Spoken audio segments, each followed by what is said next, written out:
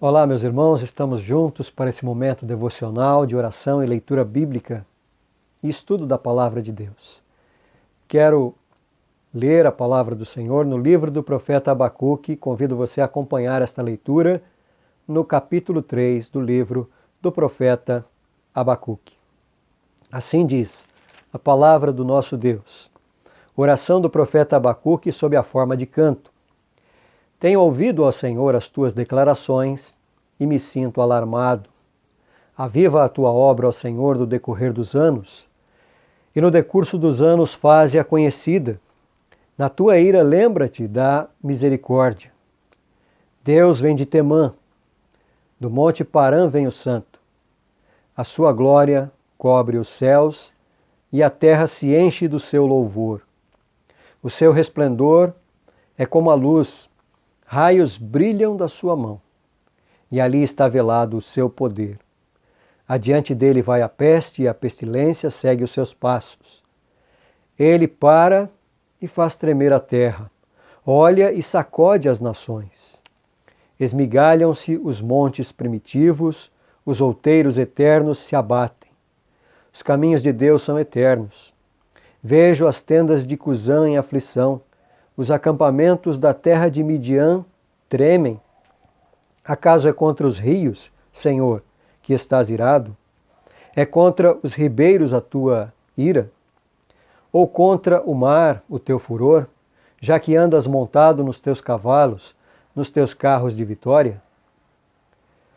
Tiras a descoberto o teu arco e farta está a tua aljava de flechas. Tu fendes a terra com rios. Os montes vêm e se contorcem, passam torrentes de água. As profundezas do mar fazem ouvir a sua voz e levantam bem alto as suas mãos. O sol e a lua param nas suas moradas, ao resplandecer a luz das tuas flechas cintilantes, ao fulgor do relâmpago da tua lança. Na tua indignação marchas pela terra, na tua ira calcas aos pés as nações. Tu sais para salvamento do teu povo, para salvar o teu ungido. Feres o telhado da casa do perverso e lhe descobres de todo o fundamento. Traspassas a cabeça dos guerreiros do inimigo com as suas próprias lanças, os quais, como tempestade, avançam para me destruir. Regozijam-se como se estivessem para devorar o pobre às ocultas. Marchas com os teus cavalos pelo mar, pela massa de grandes águas. Ouvi-o, e o meu íntimo se comoveu. À sua voz tremeram os meus lábios, entrou a podridão nos meus ossos, e os joelhos me vacilaram, pois em silêncio devo esperar o dia da angústia, que virá contra o povo que nos acomete. Ainda que a figueira não floresça, nem haja fruto na vide, o produto da oliveira minta, e os campos não produzam mantimento, as ovelhas sejam arrebatadas do aprisco, e nos currais não haja gado. Todavia eu me alegro no Senhor, exulto no Deus da minha salvação. O Senhor Deus é a minha fortaleza, e faz os meus pés como da corça, e me faz andar altaneiramente. Ao mestre de canto, para instrumento de cordas. Oremos. Senhor, agradecemos pela Tua palavra lida e pedimos a Tua bênção para este momento de exposição da Sagrada Escritura. Instrui-nos, ó Deus, por meio do Teu Santo Espírito. Carecemos, ó Deus, da Tua graça e da Tua misericórdia. Oramos no nome do Senhor Jesus, o nosso Salvador. Amém. O capítulo 3 do livro do profeta Abacuque é uma oração e, conforme expresso no título deste capítulo, trata-se de uma oração sob a forma de canto. É uma oração cantada, uma oração para ser cantada. E nós temos aqui nesta oração do profeta Abacuque um modelo de oração para nós, porque nós temos aqui uma petição, nós temos recordação da obra de Deus, nós temos aqui confissão e uma expressão de adoração. Portanto, nós queremos, à luz desse texto, considerar exatamente isto, esta oração como um modelo para nós, um modelo de oração para nós. Primeiramente, nós temos aqui uma petição. O profeta começa dizendo, no verso 2, tenho ouvido, ó Senhor, as tuas declarações e me sinto alarmado. Aviva a tua obra, ó Senhor, no decorrer dos anos, e no decurso dos anos faze-a conhecida. Na tua ira lembra-te da misericórdia. O profeta começa dizendo que ele tem ouvido as declarações do Senhor e se sente alarmado. O que o profeta estava dizendo é que quando Deus revela a ele que ele executaria o seu juízo sobre os caldeus, sobre a terra da Babilônia, ele fica alarmado. O resumo do livro de Abacuque é basicamente o seguinte: o profeta ele estava perplexo com a situação vivida no reino de Judá, uma situação caracterizada por injustiça, por iniquidade, por desvio da vontade de Deus. E ele então pergunta a Deus até quando as coisas continuariam daquele jeito. E então o Senhor responde ao profeta dizendo que ele levantaria os caldeus para aplicar o juízo sobre o reino de Judá. Ora, o profeta ficou ainda mais alarmado porque ele não estava entendendo como é que Deus usaria os caldeus, um povo mais perverso e mais ímpio do que os próprios judeus, do que o reino de Judá, para aplicar o seu juízo. E aí no capítulo 2, então, Deus explica ao profeta, revela ao profeta, que os caldeus também não ficariam sem punição. A Babilônia receberia no devido tempo a aplicação do justo juízo de Deus. Por esta razão, a partir do verso 6 do capítulo 2, nós temos ali o registro de vários ais demonstrando que Deus pune a seu tempo a maldade dos homens. Mas o profeta então se declara temeroso, ele fica alarmado e temeroso por si e pelo seu povo.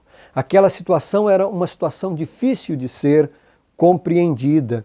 E apesar de não compreender claramente a situação, o que o profeta sabia com toda a convicção era que Deus é sempre justo. Deus age sabiamente, perfeitamente, com correção, com justiça. Por isso, na sua oração, ele pede não por livramento pessoal, ele também não pede por livramento de Israel, ele não pede que Israel fosse poupado do juízo, ele não pede para que Deus de algum modo impedisse que os caldeus viessem sobre Judá. Ele não pede nada disso, o que ele pede é uma petição que revela o seu reconhecimento de quem era Deus. A sua oração não era primariamente em favor de si mesmo, nem em favor do seu povo, mas em favor da glória de Deus. Ele diz: aviva, ó Senhor, a tua obra no decorrer dos anos. Ou seja, o profeta reconhece que em todas as coisas a obra de Deus é avivada, ou seja, aquilo que Deus faz revela a glória de Deus. Então ele ora para que Deus cumpra o seu propósito. Aviva a tua obra, ó Senhor, no decorrer dos anos e faze-a conhecida. O que o profeta tinha em mente era que Deus recebesse a glória devida ao seu nome. E assim deve ser a nossa oração, a nossa petição a Deus. Embora nós enfrentemos muitas vezes situações que nos deixem, assim como o profeta, temerosos, perplexos, a nossa prece deve ser esta petição: Senhor, aviva a tua obra, que o teu nome seja glorificado, que nós possamos reconhecer o teu poder nas obras que o Senhor realiza. Conforme as palavras do Senhor Jesus Cristo na oração do Pai Nosso: venha o teu reino, seja feita a tua vontade. Portanto, o profeta ouve a resposta de Deus e reconhece que Deus é soberano e a sua glória deve brilhar. Aviva a tua obra, Senhor. Mas, na sua petição,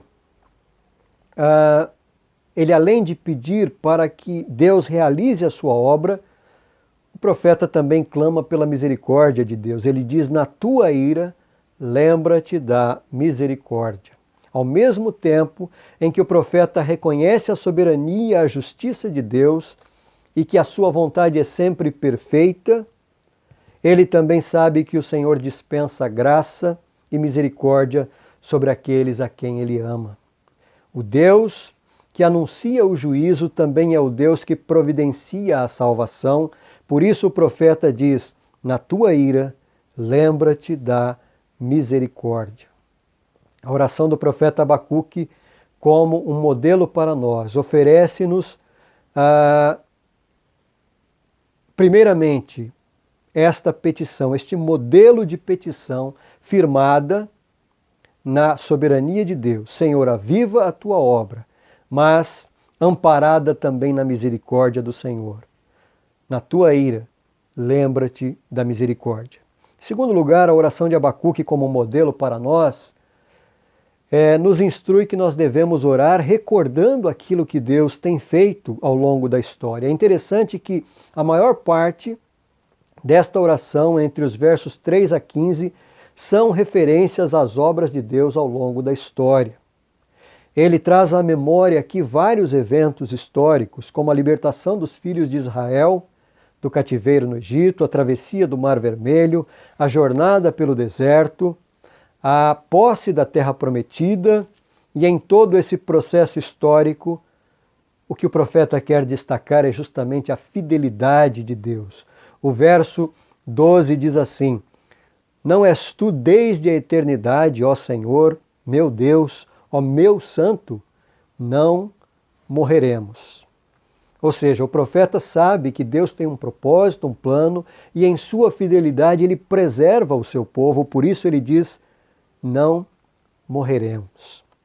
Em meio a todos os problemas e esforços para tentar compreender como Deus enviaria uma nação ímpia para juízo sobre Judá, o profeta para e diz: não morreremos. E por que é que ele faz essa afirmação, essa declaração? Ele faz essa declaração, não morreremos, porque o profeta sabia que Deus fez aliança com Abraão no passado. Ele fez aliança com Abraão e Deus, ele é fiel à sua aliança.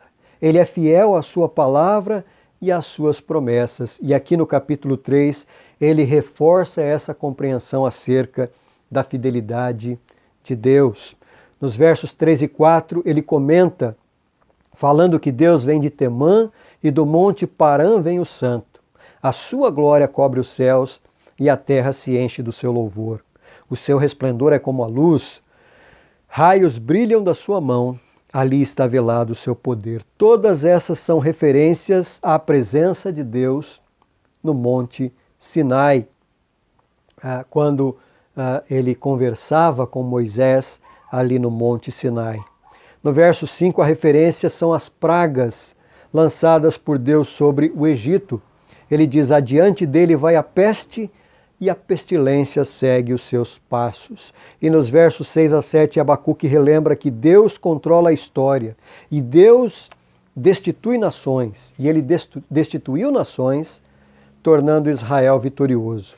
No verso 10, nós temos aqui uma referência poética, figurada ao Mar Vermelho, quando ele diz: as profundezas do mar fazem ouvir a tua voz e levantam bem alto as suas mãos. No verso 11, o profeta relembra os fatos registrados no livro de Josué, capítulo 10.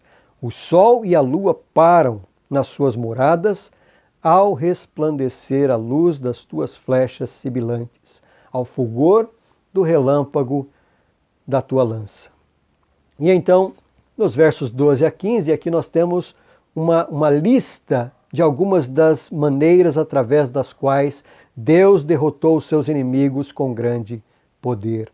Portanto, aqui entre os versos 3 a 15 do capítulo 3 do profeta Abacuque, nós temos uma afirmação do profeta acerca do fato de que Deus é Deus, o Deus Todo-Poderoso, majestoso, santo, bondoso e fiel.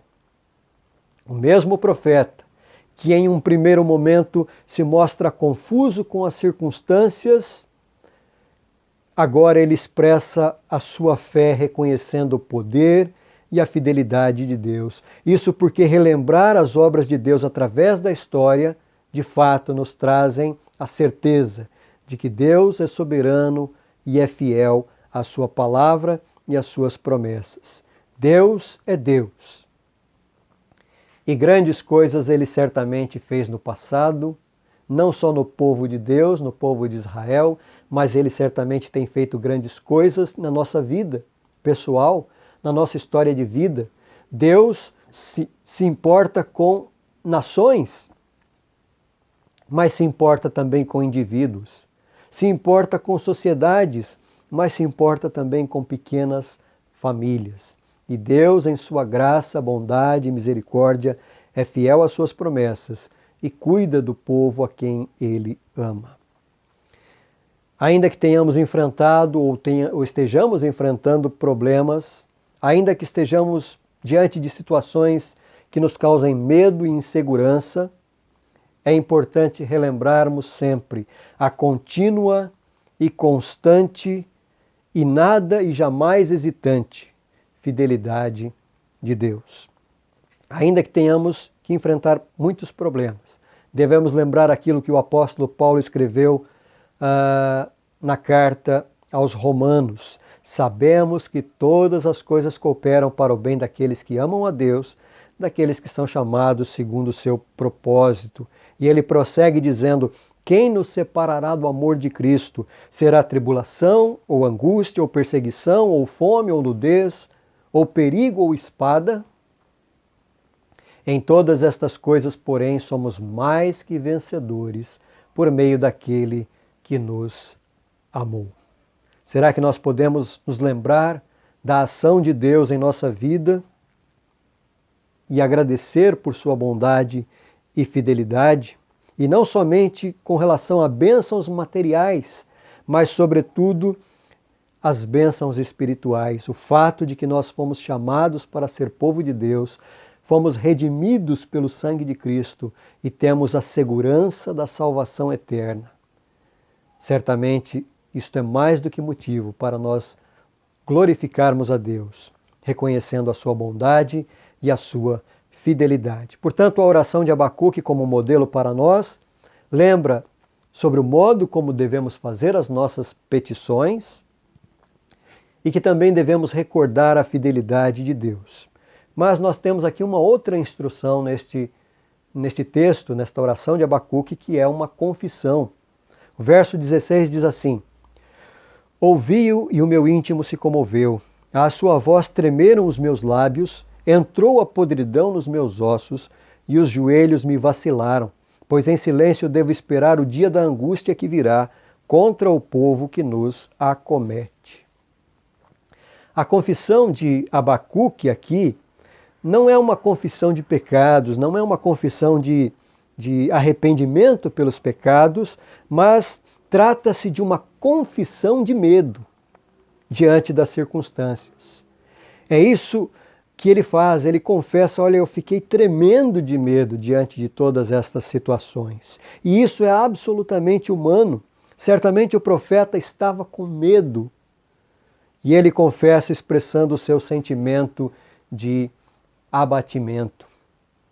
Ele não possuía dúvidas filosóficas, ele não tinha nenhuma questão teológica. As questões teóricas, digamos assim, estavam respondidas para o profeta. E ele já tinha então todas as respostas para os seus dilemas. Porém, naturalmente, ele estava com medo. Os seus lábios tremiam, Sua preocupação era sobre o que é que aconteceria em breve. E não era sem razão a sua preocupação. Por isso ele estava sendo aqui profundamente honesto, confessando a Deus o seu temor, o seu medo.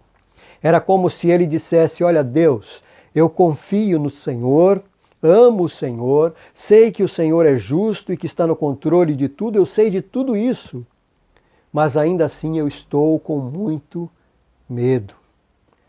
Nosso Senhor Jesus Cristo estava no Jardim das Oliveiras na noite em que foi preso e em certo momento ele se distanciou um pouco dos seus discípulos para orar. E então, quando ele retornou para perto dos discípulos, ele encontrou os seus discípulos dormindo. E então o Senhor Jesus Cristo disse a Pedro: nem uma hora pudestes vós vigiar comigo?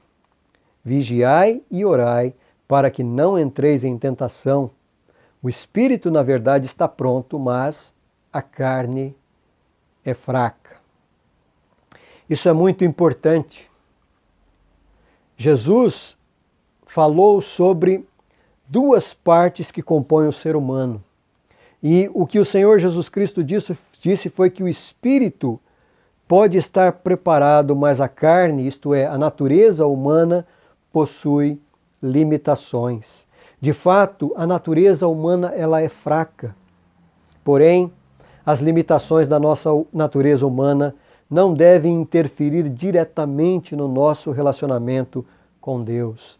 Nós podemos enfrentar circunstâncias ruins, podemos nos sentir abatidos diante de determinadas experiências negativas, mas se nós estamos firmados em Deus, a nossa confiança certamente não é abalada.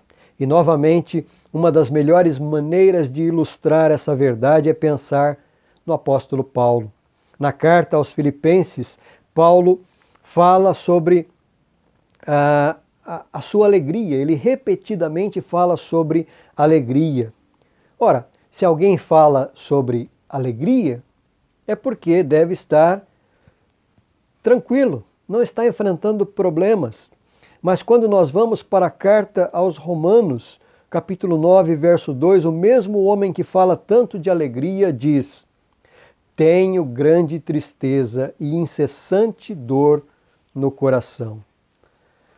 Paulo certamente enfrentou situações que o levaram muitas vezes até a chorar, possivelmente. Situações extremamente difíceis de enfrentar, tanto no sentido físico quanto no sentido emocional. Porém, estas circunstâncias nunca afetaram o relacionamento do apóstolo Paulo com Deus. Agora, é possível entendermos melhor a afirmação do Senhor Jesus Cristo. O espírito está pronto, o espírito do verdadeiro crente tem comunhão real com Deus. E ainda que a carne, ou seja, a natureza humana, passe por momentos de abatimento, de cansaço, a certeza da presença de Deus, do cuidado de Deus, nos permite ter paz no meio das tribulações. Abacuque estava perplexo diante das circunstâncias, porém, ele não estava abalado no seu relacionamento com Deus. A carne e a natureza humana enfrentavam uma grande tensão, mas a condição espiritual de Abacuque era uma condição de segurança em Deus. O profeta confiava em Deus, ele reconhecia a fidelidade de Deus, ele conhecia o Deus a quem ele servia, mas, mais do que isso, Abacuque tinha medo, apesar de toda a sua confiança em Deus, e por isso ele confessa o seu sentimento de temor e de abatimento. Os seus joelhos estavam batendo, estavam tremendo. As circunstâncias difíceis em nossa vida não devem ser ignoradas. Nós não cremos em pensamento positivo, exatamente por conhecermos a Deus e conhecermos a nossa natureza e vivermos em um mundo caído pelo pecado, nós devemos honestamente confessar a Deus os nossos temores e as nossas ansiedades, porque somente Ele pode nos dar paz no meio das tribulações. Portanto, vimos aqui 3 elementos da oração do profeta Abacuque: petição, recordação e confissão acerca das nossas limitações. E então a última parte desta oração para nós é uma expressão de adoração. E aqui nós seremos breves, porque esta expressão de adoração ela é basicamente a conclusão desta oração. Diz assim a palavra de Deus: ainda que a figueira não floresça, nem haja fruto na vide, o produto da oliveira minta e os campos não produzam mantimento, as ovelhas sejam arrebatadas do aprisco e nos currais não haja gado, todavia eu me alegro no Senhor, exulto no Deus da minha salvação. O Senhor Deus é a minha fortaleza e faz os meus pés como os da corça e me faz andar altaneiramente. As palavras de adoração do profeta aqui demonstram que sua confiança em Deus estava acima de toda e qualquer circunstância. E o profeta aqui estava falando de coisas que de fato aconteceriam na terra de Judá. A ação dos caldeus seria devastadora sobre a terra de Judá. E toda a economia e toda a estabilidade social seria afetada. Mas a conclusão do profeta em sua oração é esta: não importam as circunstâncias, porque a minha alegria vem do Senhor. Ele é a minha salvação, dele vem a minha força, nele eu encontro refúgio e paz. Em breve, o profeta então estaria enfrentando ali aqueles momentos dos quais Deus já estava anunciando, mas ele podia confiar no Senhor, ainda que as circunstâncias sejam ruins e negativas. Eu me alegro no Senhor e exulto no Deus da minha salvação. Certamente, nós vivemos em um mundo no qual nós enfrentamos muitos desafios, temores, decepções e dificuldades, porque esta é a realidade do mundo em que vivemos. Mas assim como o profeta Abacuque, nós podemos experimentar a alegria, a segurança e a paz que somente Cristo Jesus, o nosso Senhor, pode nos proporcionar, sejam quais forem as circunstâncias. Por meio do Senhor Jesus, nós podemos dirigir a nossa oração a Deus, apresentando a Ele a nossa petição para que o Senhor seja glorificado em sua obra e que a sua misericórdia seja derramada sobre nós. Que a nossa oração seja também um exercício constante de recordação acerca do poder e da fidelidade de Deus às suas promessas. Que a nossa oração seja uma oração na qual nós possamos declarar sempre a nossa confissão de incapacidade para lidar com as nossas limitações. E assim como o profeta Abacuque, que nós possamos também expressar adoração a Deus, proclamando: eu me alegro no Senhor e exulto no Deus da minha salvação. O Senhor é a minha fortaleza e faz os meus pés como os da corça e me faz andar altaneiramente. Que Deus nos abençoe e que nos ensine a orar sempre, reconhecendo o seu poder, sua fidelidade, reconhecendo as nossas limitações, pecados e imperfeições e adorando a Deus, porque Ele é quem nos consola e nos proporciona paz, mesmo em momentos de angústia, temor e insegurança. Que Deus assim nos abençoe. Amém. Vamos orar mais uma vez, agradecendo a Deus pela sua palavra. Altíssimo Deus, louvamos o teu nome por esta preciosa palavra, palavra que nos instrui, que nos traz conforto, que fortalece a nossa fé e renova a nossa esperança. Ensina-nos a orar, ó Deus, e preservar a nossa fé no Senhor. Louvamos-te, ó Deus, e pedimos a tua bênção sobre a vida do teu povo neste momento. Nós oramos confiados nos méritos de Cristo Jesus, o nosso Senhor e Salvador. Amém. Amém. Deus abençoe a sua vida. Muito obrigado por acompanhar esta transmissão, este momento devocional, e que Deus nos abençoe, nos fortaleça e nos capacite a enfrentar esses momentos difíceis que vivemos e que possamos em breve louvar a Deus, porque Ele é bom e nos preserva em todo o tempo. Ele cuida do seu povo, em sua soberania e providência. Muito obrigado e Deus abençoe grandemente.